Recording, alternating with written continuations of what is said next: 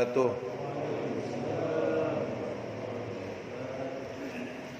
الحمد لله الذي أرسل رسوله بالهدى ودين الحق ليظهره على الدين كله وكفى بالله شهيدا.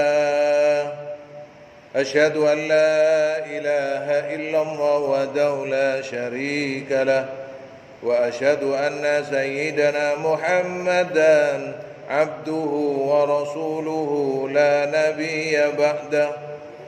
اللهم صل وسلم وبارك على سيدنا محمد الفاتح لما أغلق والخاتم لما سبق ناصر الحق بالحق والهادي إلى صراطك المستقيم وعلى آله حق قدره ومقداره العظيم.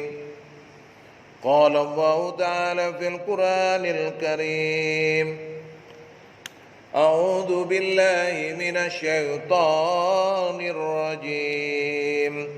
بسم الله الرحمن الرحيم.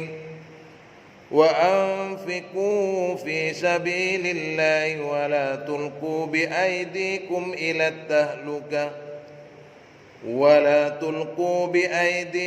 إلى التهلكة وأحسنوا إن الله يحب المحسنين. Dan belanjakanlah harta bendamu di jalan Allah, dan janganlah kamu menjatuhkan tangan atau diri kamu ke dalam kebinasaan, dan berbuat baiklah, sesungguhnya Allah menyukai orang-orang yang berbuat baik. Shadaqallahul azim wa shadaqa rasulun nabiyil karim wa nahnu ala dzalika minasyahidin asyakirin. Ashabul fadilah, para alim, ulama, para sepuh, pini sepuh, segenap takmir Masjid Al-Furqan, Bapak Ibu jamaah salat maghrib dan isya yang dirahmati dan semoga selalu dibarokahi oleh Allah Subhanahu wa taala. Pertama, mari kita bersyukur sebagai wujud zikir kita, ingat kita kepada Allah. Semoga dengan bersyukur Allah tambahkan nikmat Islam, nikmat iman, nikmat ihsan kepada kita, sehingga kita istiqomah dalam melaksanakan perintah Allah, dianugerahi Allah umur yang panjang untuk beribadah, diberi Allah keluasan rizki halal barakah untuk semakin bersyukur kepada Allah Subhanahu wa taala. Dan tentunya rasa terima kasih kita kepada baginda Rasul biqauli Allahumma salli ala sayyidina Muhammad wa ali sayyidina Muhammad. Semoga kita mendapatkan barakah beliau dan mampu ittiba'us sunnah, mengamalkan sunnah sedikit apapun, sekecil apapun, sebagai bentuk rasa syukur, rasa terima kasih kita. Dan semoga kita berada dalam barisan baginda Rasulullah Muhammad sallallahu alaihi wasallam dan dikumpulkan bersama beliau kelak, serta mendapatkan syafaatil uzma kelak pada hari akhir. Amin Allahumma amin. Bapak Ibu yang dirahmati Allah, bahwa pada kesempatan ini kita akan mengkaji surat Al-Baqarah ayat 195. Saya ingatkan lagi bahwa kita ini belajar tafsir sekaligus mengaji, membaca Al-Quran. Jadi kalau bapak-bapak sudah ada ngabarot, nah itu belajar bacaannya. Lah ini belajar tafakkurnya, tadabburnya di sini sekarang ini. Makanya insya Allah majelis ini akan memberikan banyak barokah bagi kita, barokah Al-Quran, dan semoga menjadi cahaya di kehidupan dunia dan menemani kita di dunia, di alam kubur hingga kelak ketika kita kembali kepada Allah Subhanahu wa taala. Bahwa pada ayat ini ada kalimat fi sabilillah. Wa anfiqu fi sabilillah, dan belanjakanlah, nafkahkanlah. Secara bahasa fi sabilillah ini adalah jalan Allah. Maka kalau berbicara belanjakanlah harta bendamu di jalan Allah, ini memberi kesan bahwa harta tersebut tidak akan hilang. Jadi kalau bicara fisabilillah, semua hal yang diniatkan di jalan Allah, karena Allah, untuk Allah, demi Allah, maka itu tidak akan pernah hilang, tidak pernah menjadi sia-sia. Bahkan harta yang kita berikan itu akan berkembang karena ia berada di jalan yang amat terjaga, serta di tangan Dia Allah menjanjikan melipat gandakan setiap nafkah, setiap infak yang kita lakukan di jalan Allah Subhanahu wa ta'ala. Nanti akan kita ketemu, ya,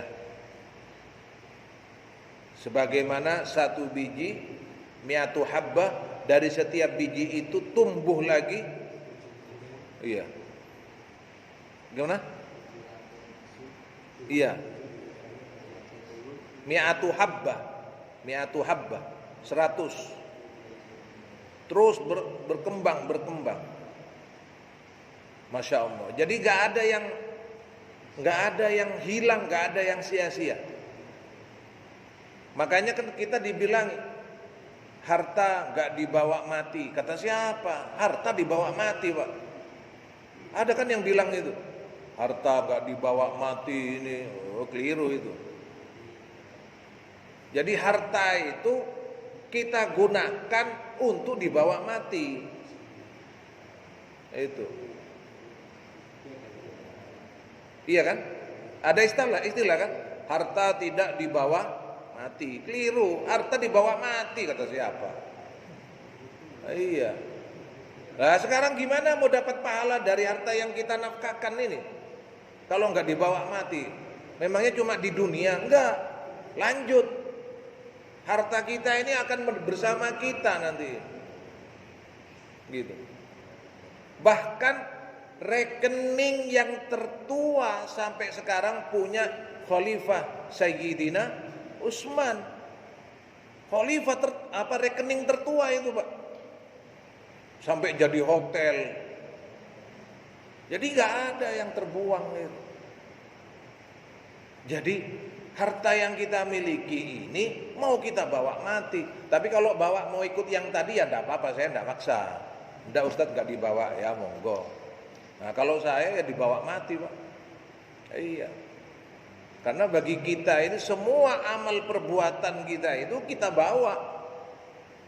Makanya kita ini hidup di dunia kita, sebagaimana ada orang kan yang kita pernah sampaikan itu dalam surat Al-Baqarah, yang meminta dunia dia tidak akan mendapatkan akhirat. Tapi kalau dia meminta akhirat akan dapat dunia, karena dia sedang hidup di dunia. Rabbana atina fid dunya hasanah wa fil akhirati hasanah wa qina adzabannar.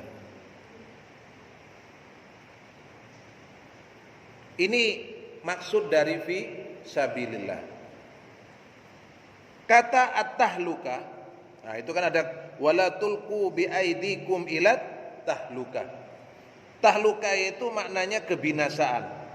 Maknanya lagi kebinasaan di sini maksudnya menyimpang atau hilangnya nilai yang baik. Saya ulang, hilang, ya, hilangnya nilai yang baik. Orang punya harta banyak, baik. Tapi kalau tidak digunakan dengan cara yang baik, untuk sesuatu yang baik hilang kebaikannya.